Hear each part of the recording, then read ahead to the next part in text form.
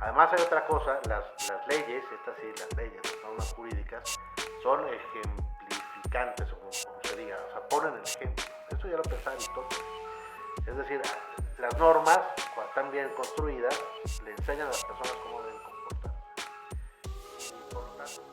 Sí, fíjate que esa es una distinción importante y a mí yo tenía que escribir este texto en parte para hablar de eso. Es muy común que se pida, no queremos igualdad, queremos equidad. Ahí lo que falta es un adjetivo, que es igualdad de género o equidad de género. Ahí tiene mucho sentido hablar de equidad. Pero decir que no queremos igualdad, que queremos equidad sin adjetivo calificativo no tiene sentido. Y es que la distinción es la siguiente. La igualdad moral o básica es la que se refiere a las características de los seres humanos, cómo somos, qué capacidades tenemos, y gracias a las capacidades que tenemos, somos iguales, en un sentido muy básico. Pero claro, a la hora de repartir recursos, por ejemplo, los recursos no solo son económicos, son de todo tipo. Para alcanzar ese umbral, vamos a decir así, de igualdad, lo que necesitamos muchas veces es equidad. Es decir, un repartir los recursos de manera adecuada a cada quien según sus carencias o lo que faltan para poder desarrollar sus capacidades de igual manera que los demás. Entonces la distinción es muy importante, porque si solo repartiéramos igualitariamente, muchas veces estaríamos generando injusticias. Hay veces donde no necesitamos una repartición igualitaria y hay otras veces que sí. Entonces yo creo, y esto ya tiene que ver con... Atrás de toda teoría de justicia hay una idea de igualdad. Rawls, que es un filósofo que a mí me gusta mucho, escribe muy poco sobre igualdad, pero muy sustantivo y brevemente. Y entonces él piensa, por ejemplo, que la mejor forma de repartir recursos es igualitaria, a menos que se muestre lo contrario. Y obviamente muchas veces se puede mostrar lo contrario. Es ahí donde entra la equidad. Entonces, para decirlo así, pues la equidad es una forma de distribución desigual, bien justificada. Bueno, o sea, yo creo, la distinción que hacen ustedes en derecho es la misma que hacemos en filosofía. O sea, tenemos las normas morales, que son sociales y que están justificadas racionalmente, y a las normas legales no precisamente tienen que tener una justificación moral, pueden tenerla, pero pasaron por un proceso legislativo y entonces están, vamos a decir, validadas. Lo ideal sería desde la filosofía pensamos que lo ideal sería hacer normas legales que se derivaran o estuvieran motivadas por normas morales. Es evidente que no sucede siempre así, las motivaciones de las leyes son muchas y no siempre son morales. Habría que discutir si siempre tendrían que ser morales las motivaciones, no lo sé, pero eso ya no nos cabe aquí. Los derechos humanos son derechos morales, que luego además son legales en algunos casos. El problema está en quién obliga a cumplir los derechos humanos. Pensemos, ese es un típico problema de ciudadanía, ¿no? Un ciudadano hondureño que entra a México sin permiso, ¿quién hace cumplir sus derechos humanos? El Estado mexicano difícilmente. El Estado global no existe. Y entonces parecería que no tiene derechos humanos, pero sí los tiene. Lo que pasa es que no podemos depender de que nos haga cumplir un Estado nacional, un Estado-nación. Entonces, en ese sentido, los derechos humanos son fundamentalmente morales, aunque afortunadamente también son legales en muchos estados. Es que es precisamente esos casos, creo que son dos buenos ejemplos de cuáles son las consecuencias de que las personas no asumamos el principio de igualdad básico. Entonces, por ejemplo, un hombre que cree que las mujeres son menos que él y que, por ejemplo, tiene derecho a decidir su vida, ¿no? Es decir, mi hija estudia esto o no estudia. O mi hija no sale porque es mujer y las mujeres no pueden estar en la calle a las 12 de la noche. O esta mujer miró bonito a ese hombre y entonces merece una golpiza porque pues ella solo puede mirar a quien yo pido. Todo eso es considerar a las mujeres como menos que los hombres en un sentido muy básico, que es sin autonomía. Y claro, una de las cosas que nos definen como seres humanos es nuestra autonomía, nuestra capacidad de tomar decisiones sobre cómo queremos comportarnos y cuál queremos que sea nuestra vida. No asumir esas consecuencias entonces lleva, por ejemplo, pues a una gran cantidad de eventos de violencia machista que termina en algunos casos en feminicidios, en otros pues en golpizas y en falta de capacidad de ejercer derechos. Entonces uno diría, claro, si los machos pensaran que las mujeres son iguales a ellos en esta idea básica, obviamente tienen cuerpos distintos y seguramente aspiraciones diferentes, pero lo más básico, que es esta capacidad de planear la propia vida, somos iguales.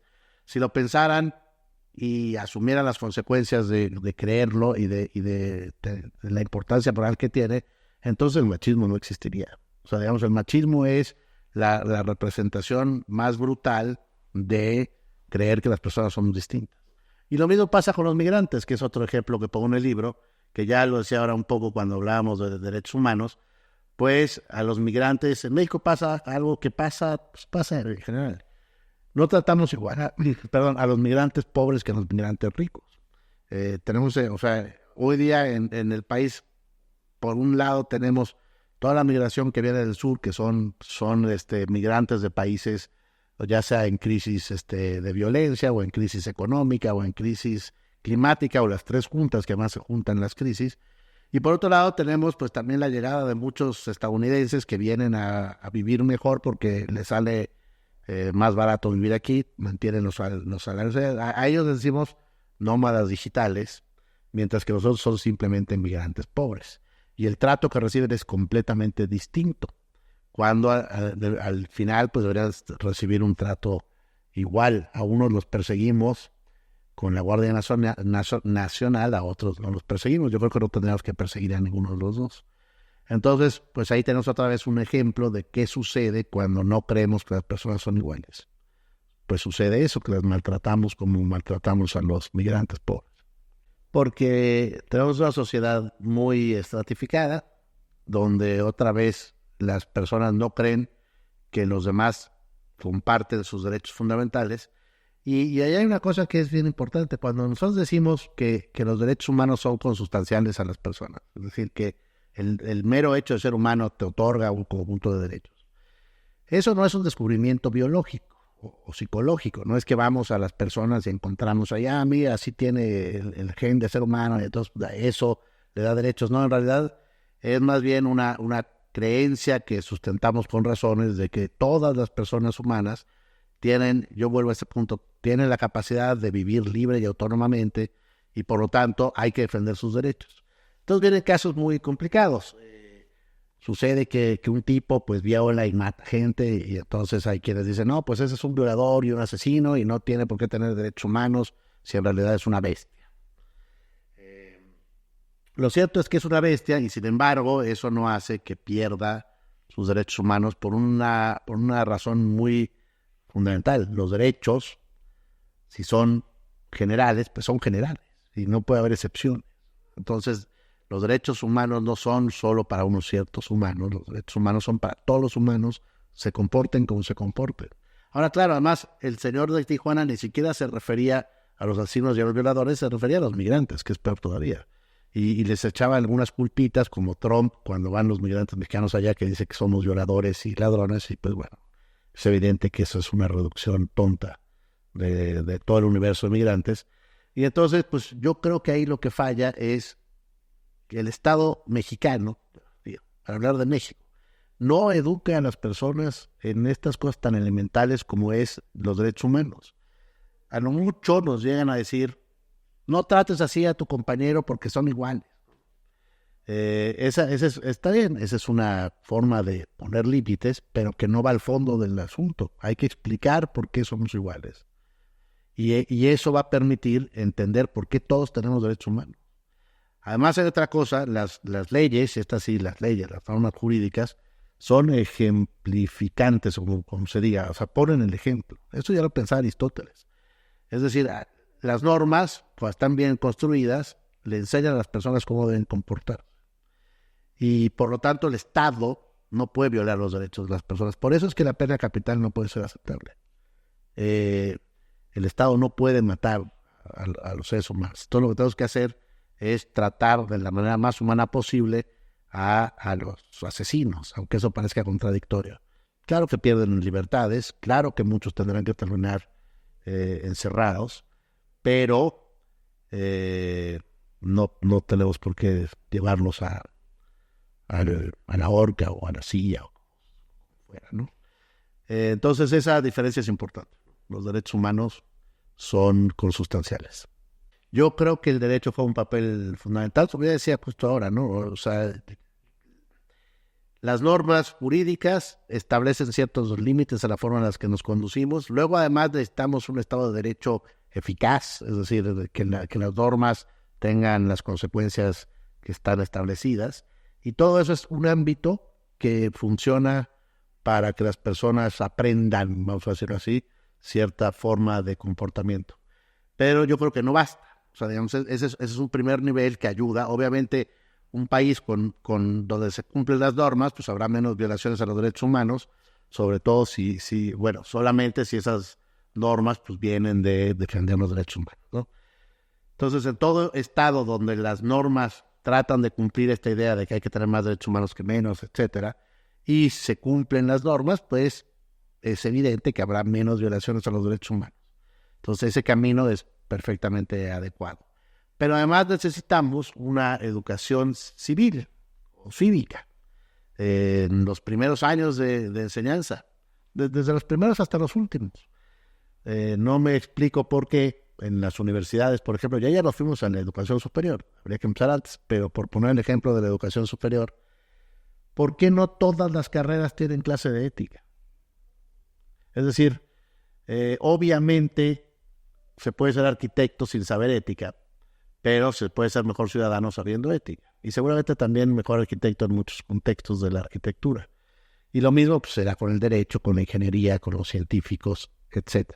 Eso hay que llevarlo para atrás. Es increíble que no nos demos cuenta. Los seres humanos no nacemos ciudadanos, o sea, digamos, legalmente sí, pero no tenemos la ciudadanía metida en la cabeza. Es una cosa que se aprende. Y entonces es increíble que pretendamos tener buenos ciudadanos si no enseñamos a ser ciudadanos. Así como se enseñan los hábitos de higiene, te tienes que lavar las manos, te tienes que bañar, se tiene que enseñar los hábitos civiles. Y eso se enseña. Entonces yo diría que esos son los dos caminos.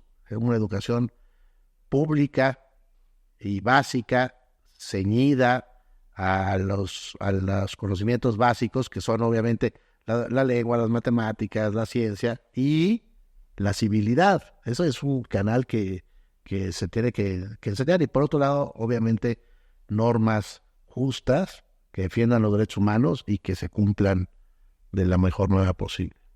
Sí, mira, yo escribí el libro y otra vez creo que ya se deja ver un poco en las respuestas que les he dado, porque creo que necesitamos llenar de sustancia la carcasa de la democracia. El sistema mexicano está construido sin duda alguna para ser democrático, pero no alcanza con tener normas que medio se cumplen. Necesitamos ciudadanos que actúen conforme a lo que la democracia exige. Y una de las cosas que están en la base de la democracia es el principio de igualdad. La democracia yo creo que es el andamiaje más adecuado para lograr que las personas podamos vivir como iguales. Entonces, por supuesto que necesitamos que las personas sepan cuál es el principio de igualdad básica y qué consecuencias tiene. Eso nos va a permitir tener una sociedad de mejores ciudadanos y por lo tanto más democrática. No podríamos esperar, y esto es bien importante, que el Estado se encargara de hacer cumplir todas las normas morales, porque eso sería inabarcable. Imagínense si el Estado mexicano no se da abasto con los graves crímenes que se cometen en el país, que además tuviera que estar persiguiendo a los mentirosos. Digamos, uno no puede pretender decir la verdad solo porque nos va a perseguir la policía moral, si quieren. Uno tiene que decir la verdad porque cree que tiene que decir la verdad. Y esa creencia solo se adquiere si nos enseñan cuál es la relevancia de actuar moralmente. Entonces, por eso creo que en mi libro hay que leerlo, porque es una más de las posibilidades que hay para acercarse un poco al conocimiento de la filosofía moral muy aplicado a la ciudadanía, ¿no? De la vida democrática.